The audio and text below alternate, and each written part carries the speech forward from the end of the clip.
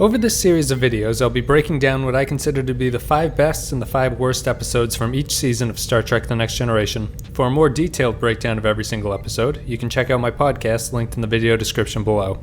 Season 1 is generally considered to be the worst season of TNG. However, despite the low caliber of the majority of the episodes, a few stand out for being remarkably average. In the first season, an average episode is something to remember. That said, let's take a look at the 5 best episodes from the first season of Star Trek The Next Generation. Number 5, The Arsenal of Freedom. Tell me about your ship, Riker. It's the Enterprise, isn't it? No, the name of my ship is the Lollipop. In this episode, the crew investigates the disappearance of the USS Drake. They travel to the planet Minos, where an away team and the ship are separately attacked by the demonstration of an automated weapon system, codenamed the Arsenal of Freedom.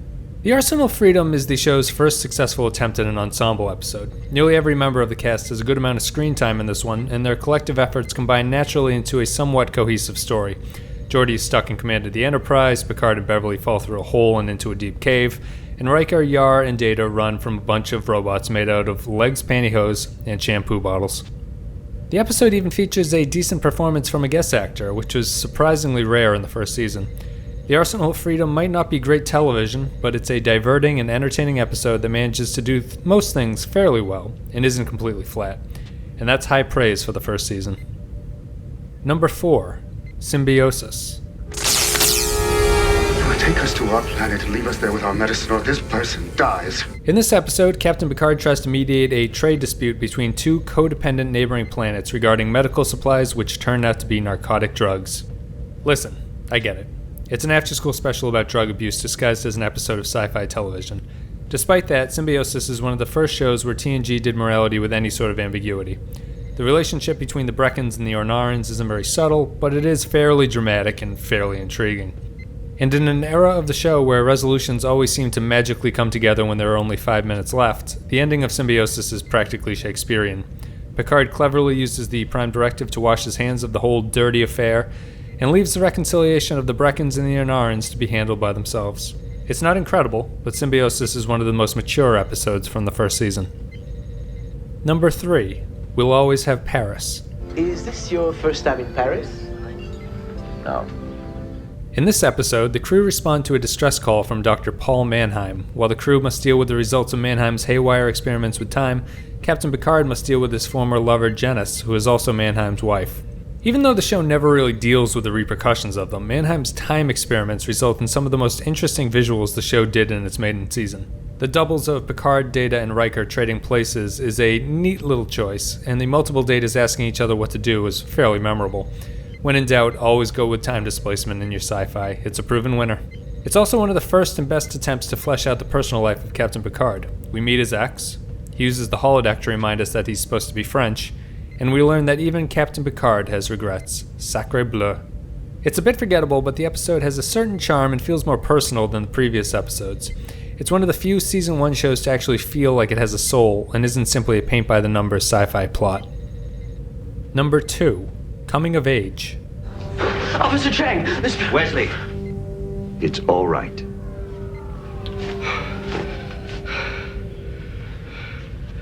Thanks. In this episode, Wesley Crusher takes a Starfleet Academy entrance exam while Admiral Gregory Quinn and Lieutenant Commander Dexter Remick investigate the senior staff of the Enterprise. This episode features the first TNG appearance of a shuttlecraft and the first TNG speaking role for a Vulcan. It's gotta be good, right?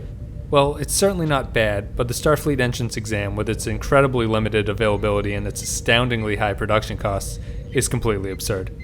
However, Wesley gets a chance to shine in what may be his best episode of the season. His final scene with Picard in the conference room is almost certainly one of the best scenes from the first year of the show. Both the entrance exam and the episode are character-building experiences, and the end result is a decent little examination of the Wesley Crusher character. The other plotline involves 2 Starfleet officers interrogating the Enterprise crew. Good cop Quinn and bad cop Remick tear the ship apart to learn something. When they leave at the end of the show, Quinn drops a hint about a vast and mysterious conspiracy taking over Starfleet. He hopes that Captain Picard will be ready to face it when it comes. Of course, this being the non-serialized Star Trek The Next Generation, the writers are just going to completely forget about this conspiracy, right? Number 1, Conspiracy. We seek peaceful coexistence. Are you kidding me? They actually brought back the conspiracy angle? They did indeed. Conspiracy is a truly odd episode. It has a tone that is nothing like any episode that has come before it. It is David Cronenberg meets Gene Roddenberry meets The Twilight Zone. When the alien conspiracy mentioned in Coming of Age resurfaces, we're exposed to a complete and total breakdown of Starfleet Command. Disgusting little pink aliens have invaded the bodies of high-ranking officials, and Commander Riker gets the shit kicked out of him by an old man, who credits his daily vitamin intake for his impressive physical skills.